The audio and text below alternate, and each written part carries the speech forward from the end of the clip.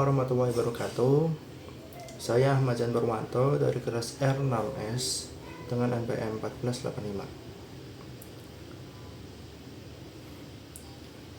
Saya ingin mempresentasikan atau menjelaskan terkait penerapan data mining pada tingkat penjualan di warung nasi goreng Mas Pur dengan algoritma coming clustering. Pertama, latar belakang.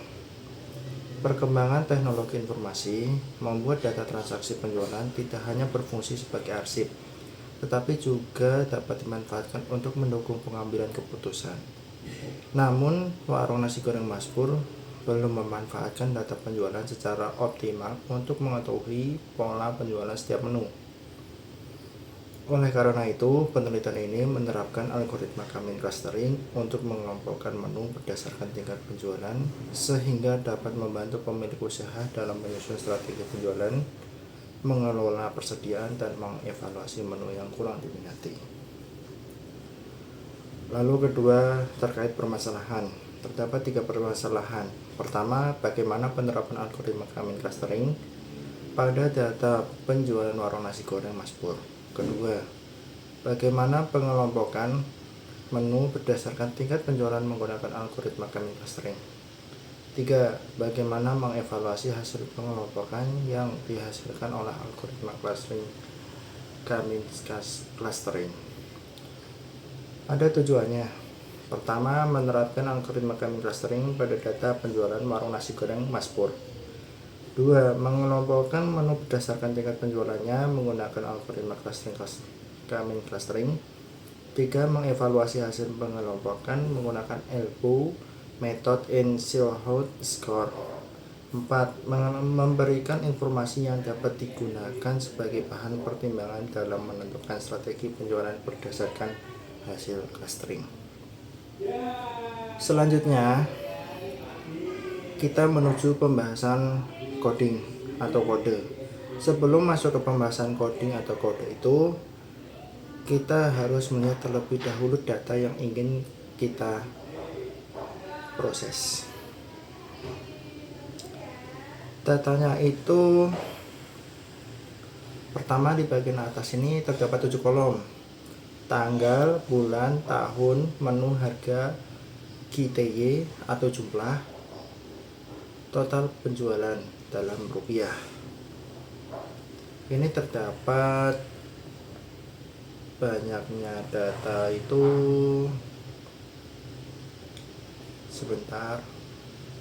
terdapat banyaknya data itu 170 dan satu barisnya itu kolom. Sekarang lanjut. Setelah melihat data yang kita ingin proses, sekarang kita lanjut masuk ke pembahasan codingnya.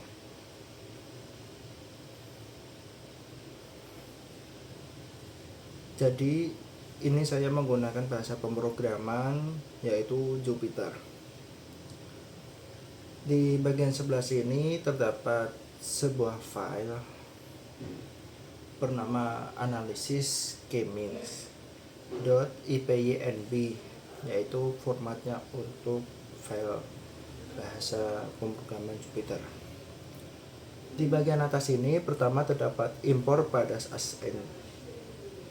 PD, impor napi SNP, dan selanjutnya masih ada bawahnya, itu untuk mengimpor file-file segala macam, termasuk from import Kmeans yang ingin kita bahas, silhouette yang tadi saya juga jelaskan, dan di bawahnya itu terdapat df sama dengan pd.read_csv. Itu adalah nama data yang tadi, yang 170 plus 1 kolom, berarti totalnya 1700-an. Sebentar. Totalnya data itu 1771 maksudnya, maaf. Ini untuk mengimpor data file. Di bawahnya ini itu untuk melihat bagian atas. Bagian atas itu terdiri dari menu yang dijual, terdapat nasi goreng, mie goreng, kue tiaw, dan segala macam. Kita itu terjual di tanggal 1 bulan 1. Lalu ini detail itu karena ini periodenya dari bulan 1 sampai bulan 6. Jadi ini sampai tanggal 26 itu terjual mie nyemek totalnya 5, mie rebus 3, bihun 3, mie rebusnya 6, nasi mawutnya 8. Lalu di bawahnya itu terdapat untuk mencari atau print ya, print untuk mencetak jumlah barisnya itu terdapat 170, itu datanya, dan ketambahan 1 kolom, makanya di Excel tadi itu terdapat 1771. Jumlah kolomnya itu terdapat 7 kolom, yaitu yang kayak tadi. Sebentar,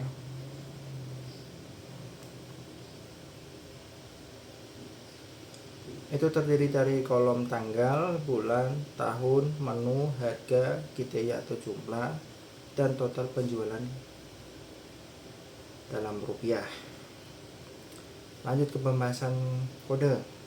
Dan di bawahnya itu ada div kolom untuk mengetahui terdapat kolom apa saja yang di Excel, dan ini kita printkan di kode ini. Lalu ini untuk pengecekan, terdapat 7 kolom yang sudah sesuai, dan itu menggunakan integer dan juga menggunakan string. Di tipe int integer 64 itu terdapat 6, datanya sudah benar, 1, 2, 3, 4, 5, 6, dan stringnya itu hanya di bagian menu.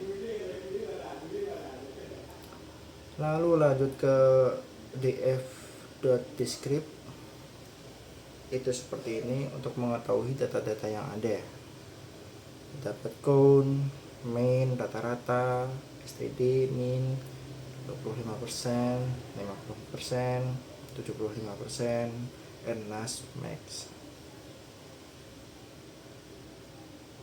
Dan df.is 0 buka tutup kurung .sum buka tutup kurung, ini sudah benar semua. Ini untuk mengelompokkan yang integer. Dan selanjutnya di bagian print, di bawah itu ada print untuk mengetahui apakah ada data yang duplikat, maksudnya double atau tidak. Itu caranya print buka kurung titik koma atas 2, jumlah data duplikat sama dengan koma atas tanda petik, maksudnya koma spasi df dot duplikat buka tutup kurung titik sum buka tutup kurung. Dan terlihat di sini jumlah data duplikat sama dengan 0. Lalu lanjut ke rekap menu. Rekap menu itu terdapat seperti ini. Ini itu total dari semua penjualan dari bulan 1 dari tanggal 10 sampai bulan 6 sampai tanggal 26. Bihun terjual 987 porsi, bihun rebus 996, kue tiaw goreng 1017, kue tiaw rebus 971, mie goreng 951, mie nyemek 985, mie rebus 942, mie tek-tek 979, mie goreng 1006, nasi mawut 952. Yang di sebelah kiri ini itu ditotalkan dari harganya dan total jumlah, maka hasilnya yang di bagian total penjualan dalam bentuk rupiah. Lalu dilanjutkan ke bawahnya ada fitur sama dengan rekap menu, itu tuh untuk bagian atas ini, nanti ke print bawah. kita mencari min max scalar vector underscore normal sama scalar dot fit underscore transform vector. Lalu hasilnya seperti ini. Jadi ketika sudah dihitung-hitung semuanya, hasilnya seperti ini.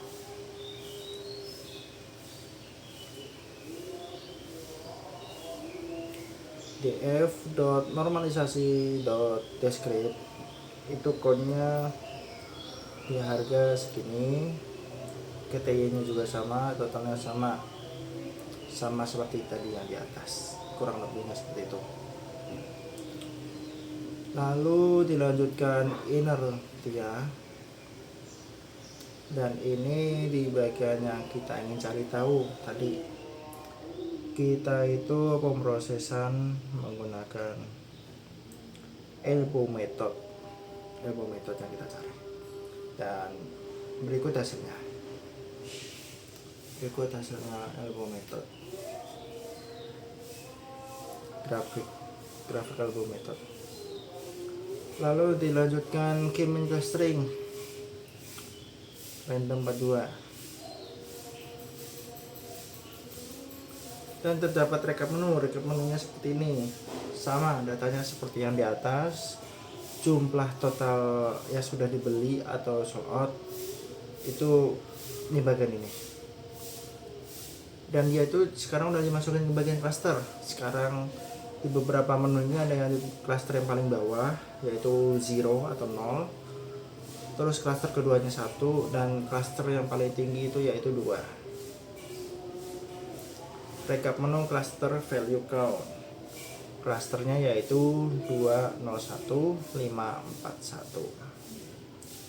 Lalu dilanjutkan ke rekap menu grup B, ini masuknya ke grup yang di harga 15.000 itu ada yang 960,75, totalnya ya sekian.